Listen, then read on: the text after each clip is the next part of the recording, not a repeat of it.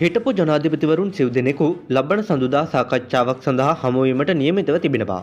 ඔවුන් එදින පස්වරුවේ කොළඹදී හමුවීමට නියමිත බවයි වාර්තා වුණේ. ඒ අනුව හිටපු ජනාධිපතිවරුන් වන චන්ද්‍රිකා බණ්ඩාරනායක කුමාරතුංග මහත්මිය, මහින්ද රාජපක්ෂ මහතා, මෛත්‍රීපාල සිරිසේන මහතා සහ රනිල් වික්‍රමසිංහ මහතා එලෙස හමුවීමට නියමිතව තිබෙනවා. ඇමරිකාව විසින් ශ්‍රී ලංකාවට පැන වූ 144ක තීරුබදු සම්බන්ධයෙන් සහ ඒ වෙනුවෙන් ගත හැකි පියවර පිළිබඳ සාකච්ඡා කිරීම සඳහා ඔවුන් එලෙස රැස්වීමට නියමිත බවයි වැඩිදුරටත් වාර්තා වුණේ.